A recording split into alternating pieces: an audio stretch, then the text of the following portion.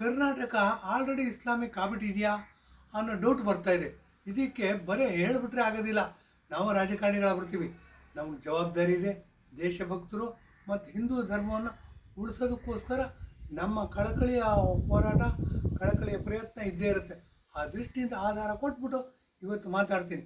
ಏನು ಅಂತಂದರೆ, Karnataka already Islamic ಆಗ್ಬಿಟ್ಟಿದೆಯಾ ಅನ್ನೋದಕ್ಕೇನು ಅಂತಂದರೆ, ನೋಡಿ, ಮೊನ್ನೆ ಎಲ್ಲ ಮಂಡ್ಯದಲ್ಲಿ ಗಣಪತಿ ವಿಸರ್ಜನೆ ಟೈಮಲ್ಲಿ ಗಲಾಟೆ ಆಗಿದೆ.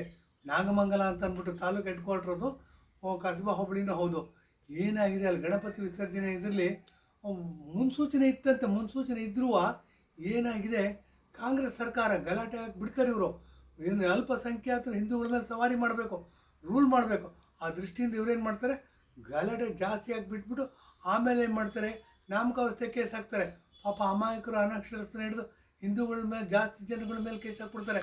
ಎಲ್ಲೋ ಶಾಸ್ತ್ರಕ್ಕೋಸ್ಕರ ಒಂದು 4-5 ಜನ ಸಾಬ್ರಿಗೆ ಕೇಸ್ ಹಾಕ್ಬಿಟ್ಟು 2-3 ವರ್ಷ ನಡೆಸ್ಬಿಟ್ಟು ಮುಚ್ಚಾಕ್ಬಿಡ್ತಾರೆ. ಇದು ಕಾಂಗ್ರೆಸ್ ನಡ್ಕೊಂಬಂದಿರ್ತಕ್ಕಂಥ ತಾಳಿ.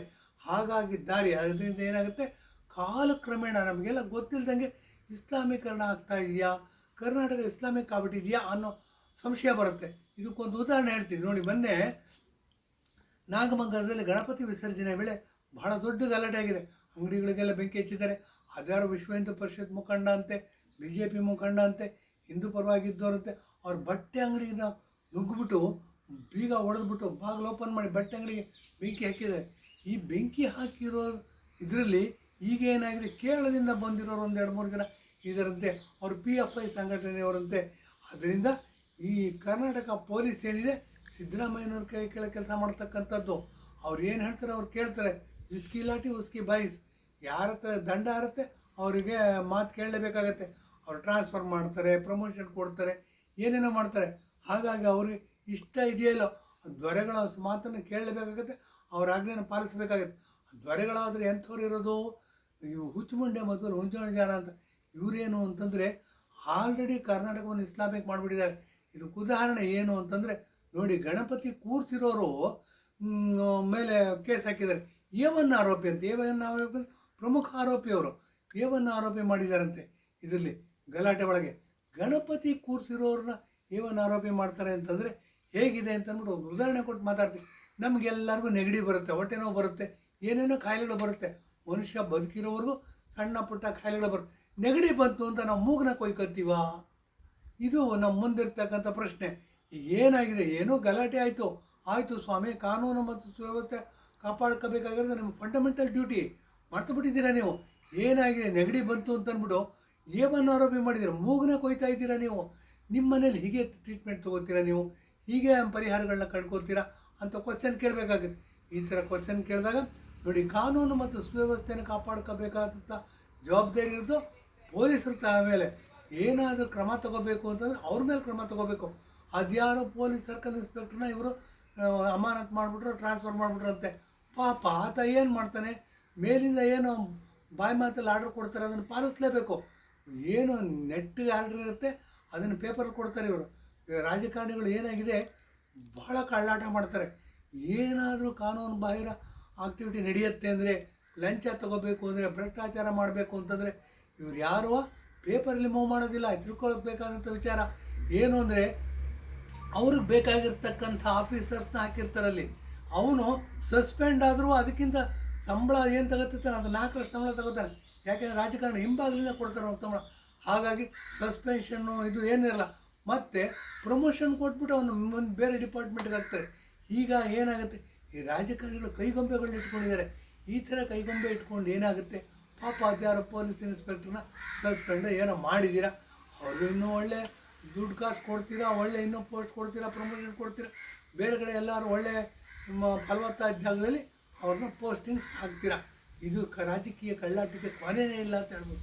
ಹೀಗಾಗಿ ಏನೇ ಏವನ್ನು ಆರೋಪಿ ಮಾಡಿದ್ದಾರೆ. ಈ ಗಣಪತಿ ಇಟ್ಟವ್ರನ್ನ ಏವನ್ನು ಆರೋಪಿ ಮಾಡಿದ್ರೆ ನಾವೇನು ಪಾಕಿಸ್ತಾನದಲ್ಲಿ ಗಣಪತಿ ಇಡೋಕ್ಕಾಗತ್ತಾ, ಮಕ್ಕಾ ಮದೀನಾದಲ್ಲಿ ಗಣಪತಿ ಇಡೋಕ್ಕಾಗತ್ತಾ, ಸೌದಿ ಅರೇಬಿಯಾದಲ್ಲಿ ಗಣಪತಿ ಇಡೋಕ್ಕಾಗತ್ತಾ, ಅಫ್ಘಾನಿಸ್ತಾನದಲ್ಲಿ ಗಣಪತಿ ಇಡೋಕ್ಕಾಗತ್ತಾ, ಇರಾಕಲ್ಲಿ ಗಣಪತಿ ಇಡೋಕ್ಕಾಗತ್ತಾ, ಇರಾನಲ್ಲಿ ಗಣಪತಿ ಇಡೋಕ್ಕಾಗತ್ತಾ? ಎಲ್ಲೂ ಆಗೋದಿಲ್ಲ ಸ್ವಾಮಿ. ಇಸ್ಲಾಮಿಕ್ ರಾಷ್ಟ್ರಗಳವೆಲ್ಲ. ನಮ್ಮ ಹಿಂದೂ ರಾಷ್ಟ್ರ ಅಂತ ಇರೋದು ಇದು ಒಂದೇ, ಇಂಡಿಯಾ ಒಂದೇ. ಹಿಂದೂಸ್ತಾನ ಅಂತ ಕರಿಬೇಕು ಅಂತ ಮುಂಚೆಯಿಂದ ಹೇಳ್ಬೋದು ಬರ್ತಾ ಇದೆ. ಇಲ್ಲಿ ಫಸ್ಟ್ ಆಫ್ ಆಲ್ ಪರ್ಮಿಷನ್ ತೊಗೋಬೇಕು ಅನ್ನೋದೇ ಒಂದು ಕೆಟ್ಟ ಪ್ರವೃತ್ತಿ, ಕೆಟ್ಟ ಏನು ಮೇಲ್ಪಂಕ್ತಿ ಹಾಕ್ತಾ ಇದ್ದಾರೆ. ತಪ್ಪಿದು.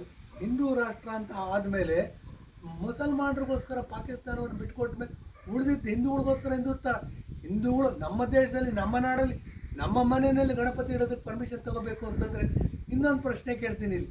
ನಮಗೇನೋ ಪ್ರಶ್ನೆ ಕೇಳ್ತೀರ ಸ್ವಾಮಿ, ಪರ್ಮಿಷನ್ ತಗೋಬೇಕು ಅಂತ. ಮುಸಲ್ಮಾನರು ಅನೇಕ ಹಬ್ಬಗಳಲ್ಲಿ ರಸ್ತೆಯಲ್ಲಿ ನಿಂತ್ಕೊಂಡು ನಮಾಜ್ ಮಾಡ್ತಾರೆ. ಅದನ್ನು ಯಾಕೆ ನೀವು ಇದುವರೆಗೂ ಪರ್ಮಿಷನ್ ತಗೋಬೇಕು ಅಂತ ಕೇಳಿಲ್ಲ? ದಮ್ಮಿಲ್ಲ ರೀ ನಿಮಗೆ. ಏನು ಅಂತಂದ್ರೆ ಹಿಂದೂಗಳು ಅಮಾಯಕರು, ಅನಕ್ಷರರು, ಇವ್ರ ಮೇಲೆ ಎಷ್ಟಾರು ದಬ್ಬಾಳಿಕೆ ಮಾಡ್ಬೋದು, ಹೇಳಿದ ಮಾತು ಕೇಳ್ತಾರೆ ಅಂತ ಅಂದ್ಬಿಟ್ಟು ಈ ಥರ ಅವ್ಯವಹಾರ ಮಾಡ್ತೀರಾ, ಅತ್ಯಾಚಾರ ಮಾಡ್ತಿದ್ದೀರಾ. ಸರ್ಕಾರಗಳೇ ಈ ಥರ ಅತ್ಯಾಚಾರ ಮಾಡ್ತಾರೆ. ಬನ್ನಿ, ಈಗೇನಾಗಿದೆ, ನರೇಂದ್ರ ಮೋದಿಯವರು ಬಂದಿದ್ದಾರೆ. ನರೇಂದ್ರ ಮೋದಿಯವರು ಬಂದಿರೋದ್ರಿಂದ ಏನಾಗಿದೆ, ಹಿಂದೂಗಳು ಸ್ವಲ್ಪ ಆಶಾಕಿರಣ, ಕರಿ ಮೋಡಗಳಲ್ಲಿ ಕೋಲ್ಮಿಂಚು ಬಂದ ಹಾಗೆ ಒಂದು ಮಿಂಚು ಕಾಣಿಸ್ತಾ ಇದೆ. ಬನ್ನಿ, ಬೆಳಕು ಆಗುತ್ತೆ. ಏನು ಅಂತ ಹಿಂದೂಗಳಿಗೋಸ್ಕರ ನಾವು ಎಲ್ಲಿಗೆ ಹೋಗಬೇಕು ಸ್ವಾಮಿ? ಗಣಪತಿ ಇಡಬೇಕು ಅಂತಂದರೆ ಪಾಕಿಸ್ತಾನದ ಹೋಗಿ ಪರ್ಮಿಷನ್ ತಗೊಳಕ್ಕಾಗತ್ತಾ? ನಮ್ಮ ಮನೆಯಲ್ಲಿ, ನಮ್ಮ ಊರಲ್ಲಿ, ನಮ್ಮ ಸಮಾಜದಲ್ಲಿ, ನಮ್ಮ ಇದರಲ್ಲಿ ಗಣಪತಿ ಇಡಬೇಕು. ಸಾರ್ವಜನಿಕ ಲೋಕಮಾನ್ಯ ಬಾಲಗಂಗಾಧರ ತಿಲಕ್ ಸ್ವಾತಂತ್ರ್ಯಕ್ಕೋಸ್ಕರ ಸ್ಫೂರ್ತಿ ಬರುತ್ತೆ ಅಂತ ಅಂದ್ಬಿಟ್ಟು ಪ್ರೈವೇಟಾಗಿ ಮಾಡ್ತಿದ್ದು ಗಣಪತಿ ಹಬ್ಬನ ಸಾಮಾಜಿಕವಾಗಿ ಇಟ್ಬಿಟ್ಟು, ಸಾರ್ವಜನಿಕವಾಗಿ ಇಟ್ಬಿಟ್ಟು ಒಂದು ರಾಷ್ಟ್ರ ಪ್ರೇಮವನ್ನು ಕುಸ್ತಕ್ಕಂಥ ಕೆಲಸವನ್ನು ಮಾಡಿದ್ರು. ಆ ಥರ ಕೆಲಸ ಮಾಡ್ತಾ ಇರೋದ್ರಿಂದ ಪರ್ಮಿಷನ್ ತಗೋಬೇಕು ಅನ್ನೋದು ಎಂಥ ಬುದ್ಧಿ ಗೇಡಿತನದ ಮಾತು ಅಂತ ಹೇಳಬೇಕಾಗತ್ತೆ. ಸರ್ಕಾರದವ್ರು ಏನು ಮಾಡ್ತೀರಾ? ನೀವು ಮುಖ್ಯಮಂತ್ರಿ ಆಗಿರ್ತೀರಾ, ಏನಾಗುತ್ತೆ, ಮುಂದಿನ ಜನ್ಮ ಅನ್ನೋದಿದ್ದರೆ ಮುಸಲ್ಮಾನ ಹುಟ್ಟಬೇಕು ಅಂತೀರಾ. ಮತ್ತು ಮೊನ್ನೆ ತಾನೇ 2024 ಲೋಕಸಭಾ ಎಲೆಕ್ಷನ್ ಬಂತು. ಲೋಕಸಭಾ ಎಲೆಕ್ಷನಲ್ಲಿ ಏನು ಮಾಡಿದ್ರಿ? ದೊಂಬರಾಟ ಆಡಿದ್ರಿ. ನನ್ನ ಹೆಸರಲ್ಲೂ ರಾಮ ಇದ್ದಾರೆ. ಈ ಥರ ದೊಂಬರಾಟ ಮಾಡಿಕೊಂಡ್ರೆ ಹಿಂದೂಗಳು ಇರೋದಿಲ್ಲ. 2047 ಅಷ್ಟೊತ್ತಿಗೆ ಇಂಡಿಯಾ ಕಂಪ್ಲೀಟಾಗಿ ಮುಸಲ್ಮಾನ ರಾಷ್ಟ್ರ ಆಗುತ್ತೆ. ಅವರು ಪಾಕಿಸ್ತಾನದಲ್ಲಿ ಒಂದು ಸ್ಲೋಗನ್ ಇದೆ, ಲಡ್ಕೆ ಹಸ್ತೆ ಲಿಯಾ ಪಾಕಿಸ್ತಾನ್, ಲಡ್ಕೆ ಲೇಂಗೆ ಹಿಂದೂಸ್ತಾನ್ ಅಂತ ಅಂದ್ಬಿಟ್ಟು ಒಂದು ಸ್ಲೋಗನ್ ಇದೆ. ಪಾಕಿಸ್ತಾನಕ್ಕೆ ಹೋಗಿ ಬಂದವರು, ಗಡಿ ಪ್ರದೇಶದಲ್ಲಿರೋರಿಗೆ ಚೆನ್ನಾಗಿ ಗೊತ್ತಿದೆ. ಆ ಥರ ಬಿಡೋದು ಬೇಡ. ನಾವೆಲ್ಲ ಜಾಗೃತರಾಗಬೇಕು. ದೇಶಭಕ್ತರೆಲ್ಲ ಒಂದಾಗಬೇಕು. ದೇಶಭಕ್ತಿಯನ್ನು ಮೆರಿತಕ್ಕಂಥವ್ರಿಗೆ ರಾಜಕೀಯ ಚುಕ್ಕಾಣಿ ಕೊಡ್ತಕ್ಕಂಥ ವ್ಯವಸ್ಥೆ ಜಾರಿ ಬರಬೇಕು. ಅದರ ಮೂಲಭೂತವಾದ ಕರ್ತವ್ಯ ಇರೋದು we the people of India ಅಂತ ಅಂಬೇಡ್ಕರ್ ಅವರು ಹೇಳಿದ್ದಾರೆ. ಅಂದರೆ ಪ್ರಜಾಪ್ರಭುತ್ವ ಉಳಿವು ಮತ್ತು ಅಳಿವಿನ ಪ್ರಶ್ನೆ ಇರೋದು ನಾವು ಓಟ್ ಹಾಕೋದ್ರ ಮೇಲೆ. ಓಟ್ ಎಷ್ಟು ಮಹತ್ವ ಇದೆ ಅನ್ನೋದು ಗೊತ್ತಾಗುತ್ತೆ. ಹಾಗಾಗಿ ನರೇಂದ್ರ ಮೋದಿ ಅಂತ ದೇಶಭಕ್ತರನ್ನ ನಾವು ಮತ್ತೆ ಬರೋ ಹಾಗೆ ನೋಡ್ಕೋಬೇಕು. ಕರ್ನಾಟಕದಲ್ಲೂ ಪ್ರೋ ಹಿಂದೂಗಳಿರ್ತಕ್ಕಂಥ ಸರ್ಕಾರ ಬರಬೇಕು. ಕಾಂಗ್ರೆಸ್ ಏನಾಗಿದೆ, ಪ್ರೋ ಇಸ್ಲಾಮಿಕ್ ರಾಷ್ಟ್ರ.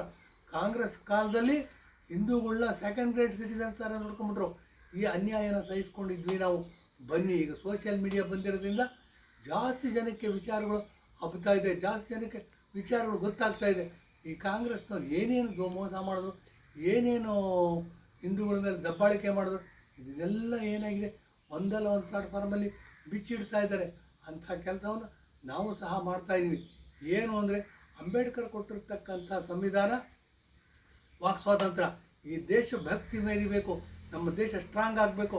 ನಮ್ಮ ದೇಶ ಸ್ಟ್ರಾಂಗ್ ಆಗಬೇಕು ಅಂತಂದರೆ ಕಾಂಗ್ರೆಸ್ನ ಧಿಕ್ಕರ್ತಕ್ಕಂಥ ಕಾಲ ಬಂದಿದೆ ಅಂತೇಳಿ ಇಂದಿನ ಎಪಿಸೋಡ್ ಮುಗಿಸ್ತಾ ಇದ್ದೀನಿ. ಧನ್ಯವಾದ, ನಮಸ್ಕಾರ.